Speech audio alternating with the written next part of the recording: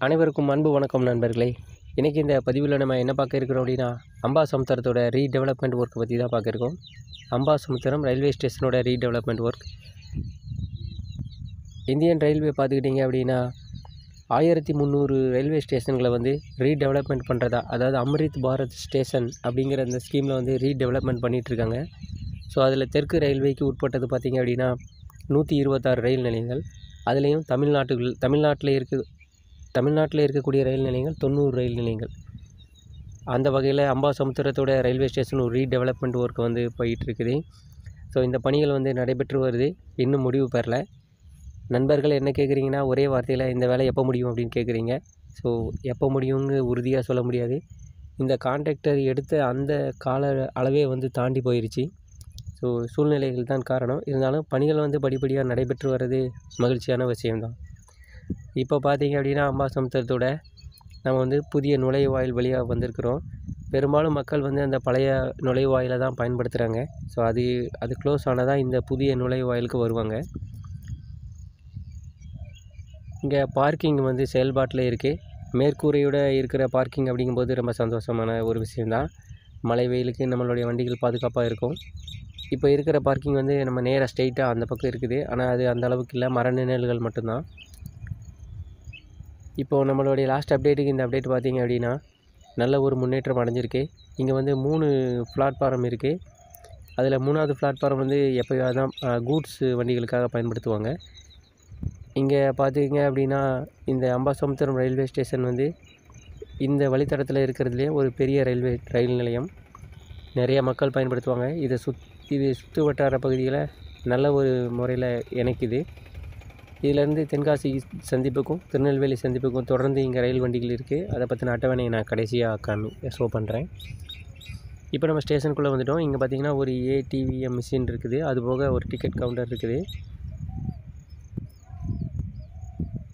கிட்டத்தட்ட பார்த்திங்க அப்படின்னா இந்த பகுதியில் ஓடுற வண்டிகளே வந்து எக்ஸ்பிரஸ் வண்டிகள் வந்து 2 எக்ஸ்பிரஸ் வண்டிகள் தான். ஒன்று பாலருவி, இன்னொன்று ஈரோடு செங்கோட்டை. அதுக்கப்புறம் பார்த்திங்கன்னா சூப்பர் ஃபாஸ்ட் வந்து செங்கோட்டை தாம்பரம் இந்த வண்டி தான். மற்ற வண்டிகள் எல்லாமே வந்து பேசஞ்சர் வண்டி தான். நிறையா மக்களை வந்து கனெக்ட் பண்ணுறதுக்கு இந்த பயணிகள் ரயில் ரொம்ப உதவியாக இருக்கும். இங்கே இருக்க ஸ்டேஷன் மாஸ்டர் பில்டிங்க்கு மேலே வந்து புலிகளுடைய படம் வரைஞ்சிருப்பாங்க. அதோட அர்த்தம் என்ன அப்படின்னா, இங்கேருந்து பக்கத்தில் தான் களக்காடு முண்டன்துறையோட டைகர் ரிசர்வ் ஃபாரஸ்ட் இருக்குது. ஸோ அதை தெரிவிக்கிற விதமாக தான் அங்கே புலிகள் படம் வரைஞ்சிருக்காங்க. அது தொடர்ந்து பார்த்திங்கன்னா இப்போ இந்த ஸ்டேஷனோட பணிகள் அப்படின்னு பார்த்திங்க அப்படின்னா, இந்த முழுவதுமாகவே அந்த 1வது பிளாட்பாரத்தில் மக்கள் முழுவதுமாகவே அமர்ற மாதிரி மேற்கூரை அமைச்சிட்டாங்க.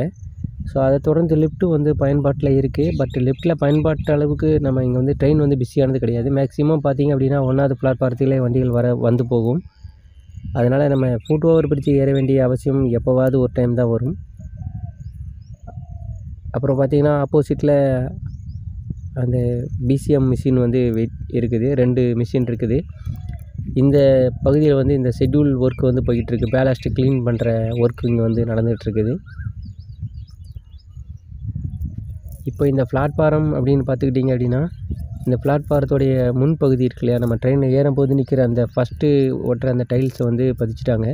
ஸோ அதை தொடர்ந்து பின்னாடி போடுற காங்கிரீட் இருக்குது இல்லைங்களா, அந்த ஒர்க் வந்து நடைபெற்று வந்துட்டுருக்கு. அது கொஞ்சம் சிரமமாக தான் இருக்குது பயணிகள் நடக்கிறதுக்கு. ஏன்னா அந்த ட்ராக்கு இந்த எல்லோ அந்த ரெட்லேயே மட்டும்தான் நடந்து போகிற மாதிரி இருக்குது. ஸோ மற்ற இடங்கள் பார்த்திங்கன்னா இன்னும் வந்து ஃப்ளோரிங் வந்து ஒர்க் வந்து அந்த சைடுலேருந்து போட்டு வந்துட்டுருக்காங்க. ஸோ கொஞ்சம் தூரம் தான், இருந்தாலும் பணிகள் தொடர்ந்து நடைபெற்று வருது. இந்த பணிகளை பொறுத்த வரைக்கும் பார்த்திங்கன்னா நண்பர்களே, ஏதாவது ஒரு மாற்றத்தை ஏற்படுத்தி அந்த மாதிரிலாம் இல்லை. இருக்கிறது எப்படியோ அந்த மாதிரி நல்லபடியாக வந்து இது வந்து வடிவமைக்கிறாங்க. அது மட்டும் இல்லாமல் இந்த அம்ரித் பாரத் அப்படிங்கிறதே பார்த்திங்கன்னா ஒவ்வொரு அந்தந்த ஊருடைய கலாச்சாரத்தை பின்பற்ற மாதிரி தான் இந்த ஸ்டேஷனை வந்து வடிவமைச்சிட்ருக்காங்க. அதுக்கு சிறந்த உதாரணம் மதுரை ஜங்ஷன் தான். நீங்கள் பார்த்துருப்பீங்க மதுரை ஜங்ஷன் எப்படி வடிவமைச்சிட்ருக்காங்க அப்படின்னு. அந்த மாதிரி தான் எல்லாமே. குளித்துறை கூட பார்த்திங்க அப்படின்னா அந்த திருவனந்தபுரம் டிவிஷனுக்கு உட்பட்டதுனால அந்த கேரளா ஸ்டைல்லையே வந்து அது இருக்கும். இந்த ஃபுட் ஓவர் பிரிட்ஜ் வந்து நம்மளோட லாஸ்ட் அப்டேட் இந்த அப்டேட் பார்த்திங்கன்னா கனெக்ட் பண்ணியிருக்காங்க. ஸோ அதை தொடர்ந்து நல்ல ஒரு பணிகளும் அது சைடு நடந்திருக்கு. இங்கே ஸ்டேஷன் மாஸ்டர் பில்டிங் ஒருவேளை இந்த பில்டிங் பணிகள்லாம் முடிஞ்ச பிறகு ஸ்டேஷன் மாஸ்டரோட பில்டிங் இங்கே வர்றதுக்கான வாய்ப்பு இருக்குது. அதான் நினைக்கிறேன். ஸோ பணிகள் முடியும் போது தான் தெரியும் நம்ம காத்திருக்கும் மாதிரியா இல்லை ஸ்டேஷன் மாஸ்டரோட பில்டிங்கா அப்படின்னு.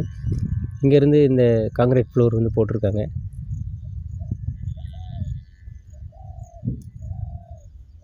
தேங்க்ஸ் ஃபார் வாட்சிங் ஃப்ரெண்ட்ஸ். இந்த வீடியோ அவ்வளோதான். உங்களுக்கு பயனுள்ளதாக இருக்கும்னு நினைக்கிறேன். மீண்டும் ஒரு பதிவில் சந்திக்கலாம். நன்றி, வணக்கம்.